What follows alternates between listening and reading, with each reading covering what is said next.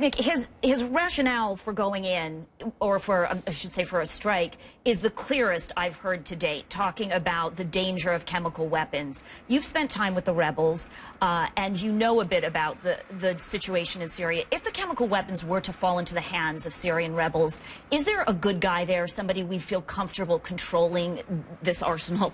In a word, no. I mean, the secular liberal elements in the rebel movement are shattered themselves. They're fractured. They're in many ways powerless if you compare them to the al-Qaeda-backed, more radical groups who have the weapons, have the experience, often fighting in Iraq, and have the cohesion and discipline to be affecting much of the change on the battlefield. And that's what really comes down to the real dilemma here when you're dealing with chemical weapons.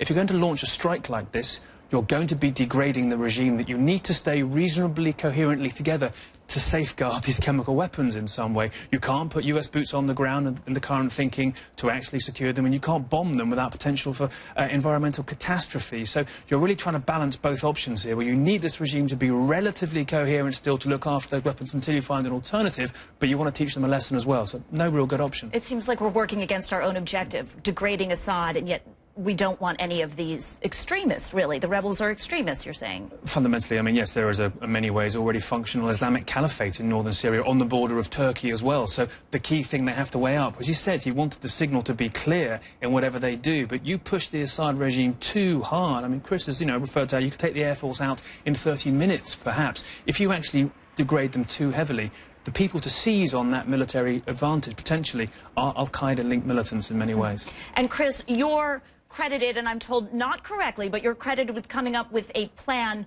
for a cruise missile-like strike on Syria, similar to the one the president might be considering for hitting Assad right now. And you've said it's a bad idea.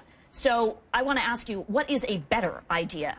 Well, first off, let's start by saying that this is a humanitarian crisis of epic proportions. I speak of these things in analytical terms because that's what I do. I'm a strategic analyst.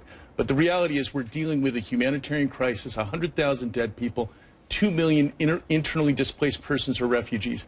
The second thing, there are no good options here. There are bad options, worse options, and horrible options. The plan that I came up with was an appropriate response prior to chemical weapons being used. Today, it is wholly inadequate to address the situation. But he wants to do something. The president clearly wants to do something. So what is the best option that involves the least use of U.S. treasure and the least threat to U.S. lives? Well, the best option at this point, in my opinion, is to decisively strike against Assad, use the cruise missile attack to take out his Air Force, use further cruise missile attacks to degrade his conventional military. At the same time, significantly increase the military aid we are giving to the secular rebels. Nick points out that the secular rebels have been fractured. That's true. Al-Qaeda has superior funding. They have superior organization. They have superior discipline. Okay, let me just bring in Fred real quick, because Fred is the one in Damascus risking really his life to bring us amazing reporting. Fred, we have exclusive video of mass graves in Syria from one of the areas that was allegedly hit by a chemical weapons attack. Can you tell us, does it even look like the Assad regime believes that an attack is imminent, and are they doing anything to try to avoid it?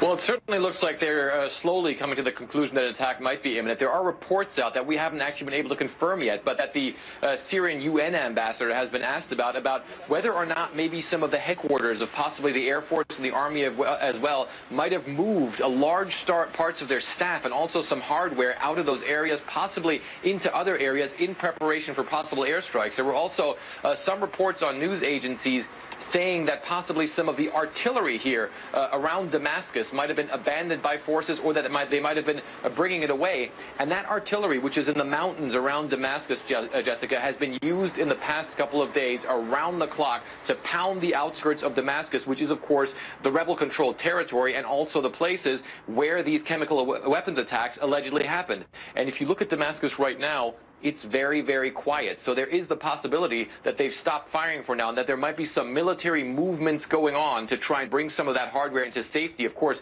whether or not that will help the Syrian military in any way, shape, or form is really up in the air. But I can tell you that people that I speak to on the ground, the regular people, they are also preparing for possible U.S. airstrikes. They don't think that they'd be in danger of American rockets, but they also do fear the fact that this could change the balance on the battlefield. And of course, they also fear Islamist rebels, exactly the kind